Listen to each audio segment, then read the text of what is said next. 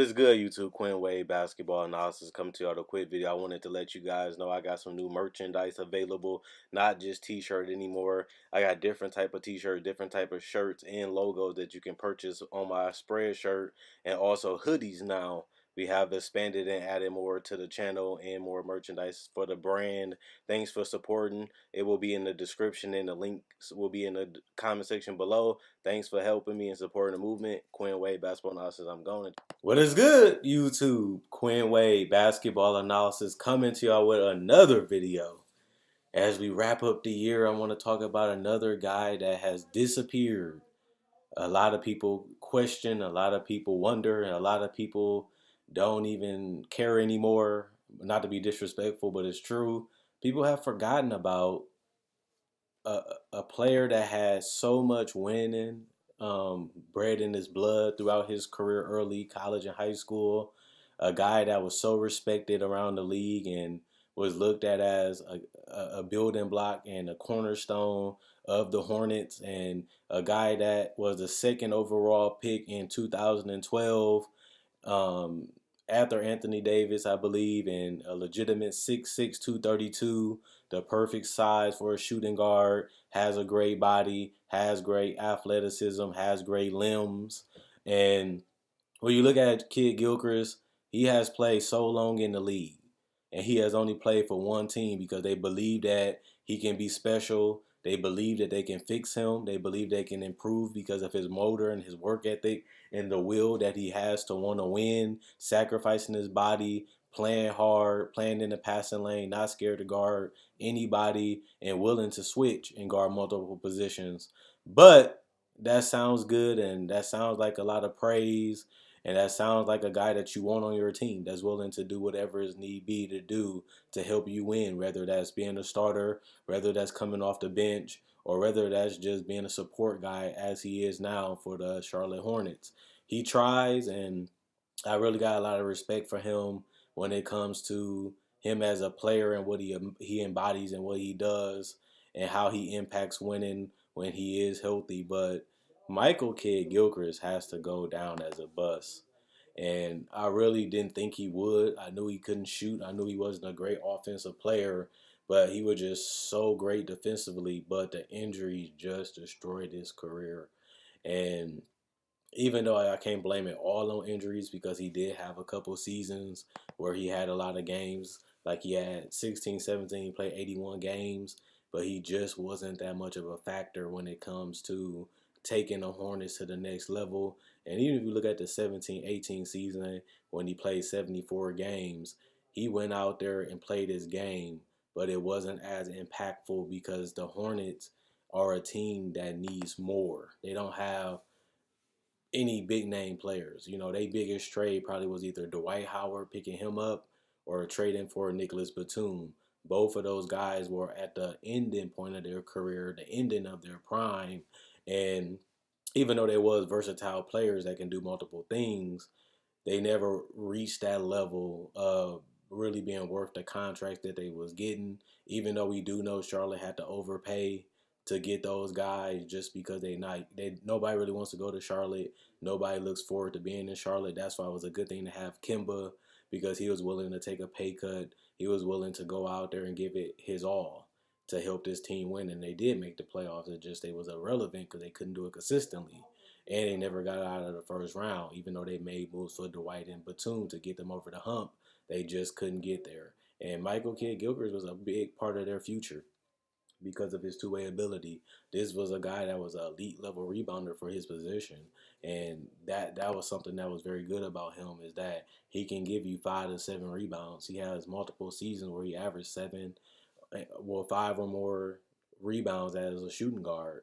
Not only that, he averaged 7 twice, and sometimes he does play the 3, and sometimes they need him to do more than just rebound, and he has done that, like I said in the beginning of the video. But you look at this team, and you look at the versatility and the athletes like Miles Bridges and those guys on this roster. It would be nice to have a guy like Kidd Gilchrist.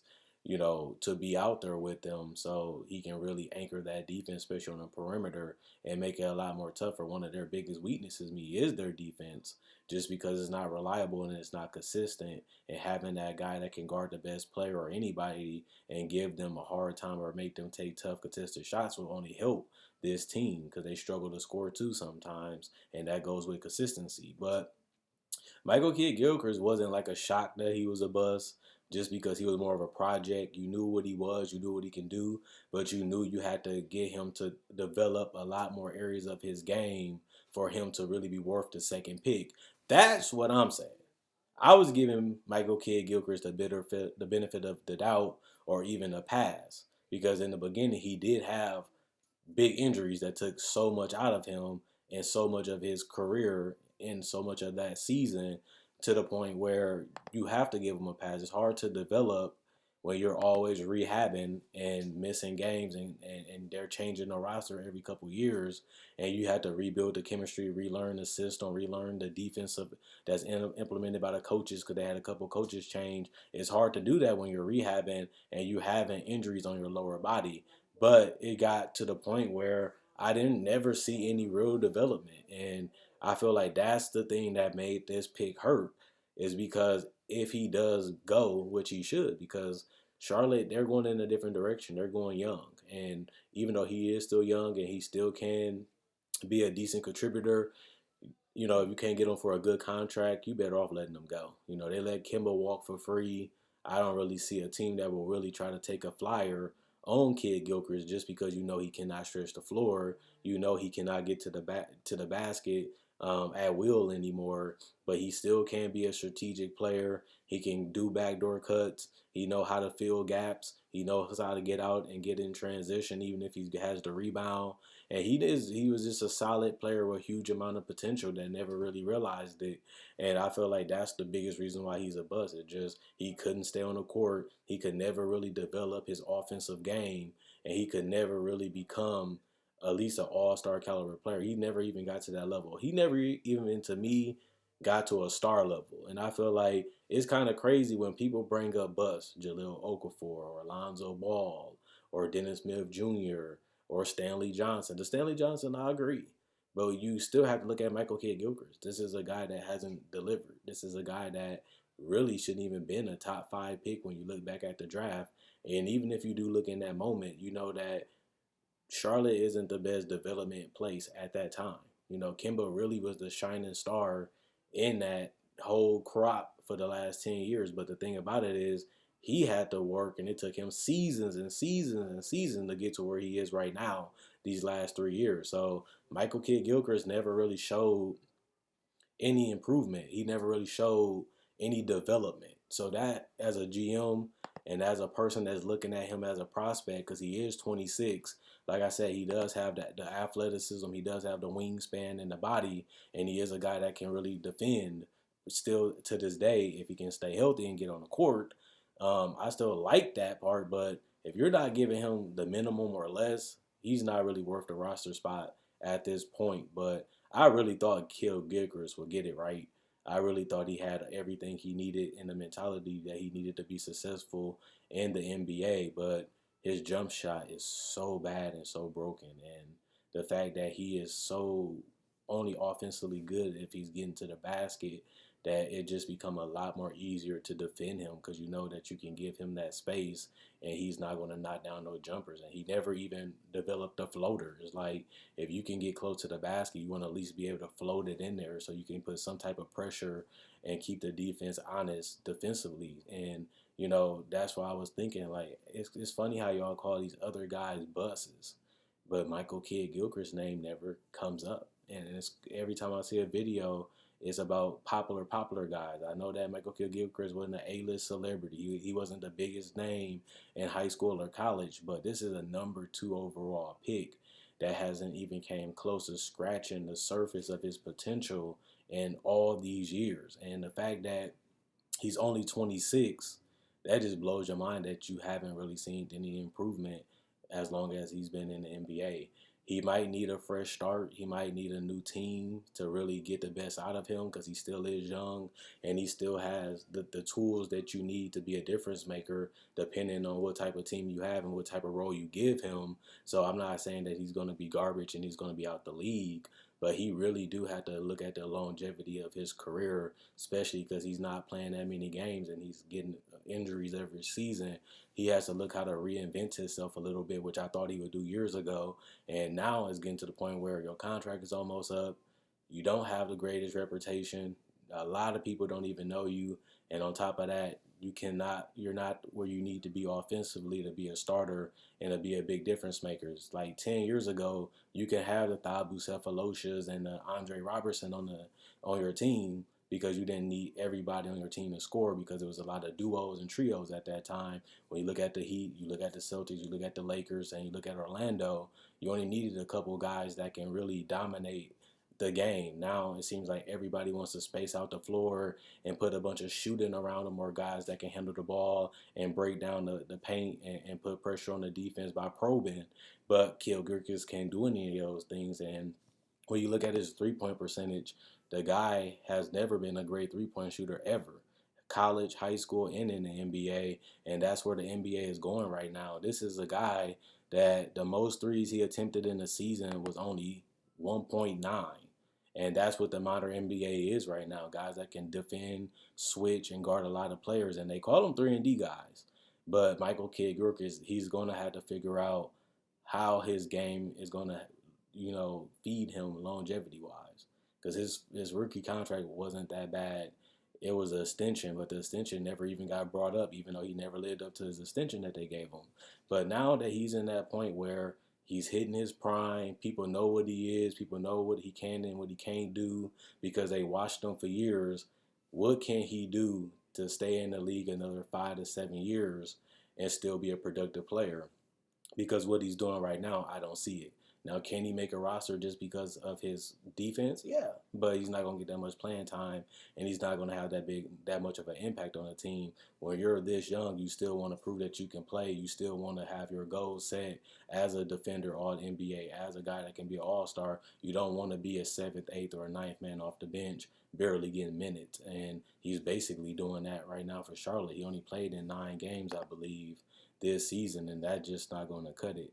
And the long-term view, as you getting closer to your contract being over, you want to be hitting your high. You want to be showing people and proving the haters wrong. You want to be proving the doubters wrong. You want to show teams that you still got it, and you can still be a difference maker. So you can get that bread, but you can also get a better position, and also just be in a better situation for you. And it's all about making yourself happy and taking care of your family. But it's hard to do that when you barely can stay on the court and you don't have that resume that really makes guys make you a priority in free agency. But if I had to guess, I think Michael Kidd-Gilchrist will be in the league for a little bit more. I'm not saying that he's not a bust, because even if he stays in the league another 5 to 7 years, his career as a number 2 pick, no, you can't have the career that he has had so far. And I'm not trying to take shots at him, I'm just keeping it real. And he will even admit it that this has been a disappointing career for him coming out of college as a winner. Coming out of college that a lot of people knew can be a difference maker because the effort and the energy and the passion and love that he has for the game oozes out of him at that time. And it just didn't translate to the NBA. And his game is just not the modern NBA. So it's going to be tough for him to have a big role if he doesn't rework that jump shot and become a better shooter, or just become a better guy that can break down the defense and get to the paint, or even just be a guy that just knows where to be at on the court and be able to be a threat at those areas for a Pacific team. If he can't do those things, it's going to be tough to see him making an impact on any NBA roster, and he might not even make it to 30 being in the league. But right now, doesn't look good, and he does look like a bust, and it's kind of crazy that nobody brings him up or even talk about him, and he has had one of the more disappointing seasons of this decade. And getting drafted where he got drafted at and seeing the players underneath him that got drafted lower and they all have had a better career than him, really, that just make it even worse. But it is reality, so you got to keep it real. But let me know what you guys think. Is Michael Kidd Gilchrist a bust? Is he disappointing? Do you think he was going to be a bust from the jump? Because some people did. Do you think that he didn't live up to his defensive potential? Do you feel like you never thought he can become a great offensive player? Or do you think that since he never could stay healthy and that jump shot never changed, he was the writing on the wall? Whatever you feel, let me know in the comment section below. Like you know, I read every comment. Thanks for the love. Thanks for the support. Thanks for watching. Thanks for liking. Thanks for commenting, and enjoy your holidays. And I'll be back tomorrow. But you know, I had to give some time to Michael Kidd Gilchrist tonight, and honestly, I'm just like, wow, this is like this is what we say when the Charlotte Hornets was just way off on draft picks. They starting to get it right now, but you know, this really set them back in their potential back years, because he never developed into anything, and they drafted him so high.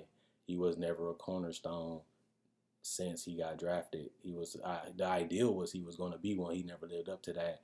And woo, if they can go back and look at this draft, I know they regret a whole lot of players they turned down and picked him over, because this really put them in a hole. And this is a big reason why Kemba is gone, because he can never get that other guy on the perimeter outside of Batum to really help him with ball handling and scoring.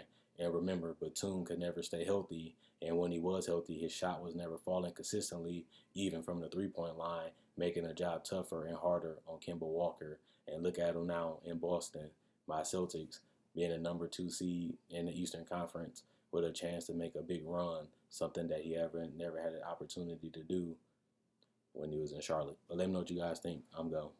Like this video, check out my older videos on my channel. I have many playlists. I break down rookies, I break down players, I break down summer league. I do cover the draft, and I got a mock draft up already. Not only that, I do podcasts, and I also talk about the game of basketball, whether it comes to summer league, free agency, trade deadline, buyouts, and also I cover top 10 discussions and stuff like that. So you like this type of video, you like the NBA, check out my older videos and my playlists. I enjoy making these videos. You guys enjoy watching.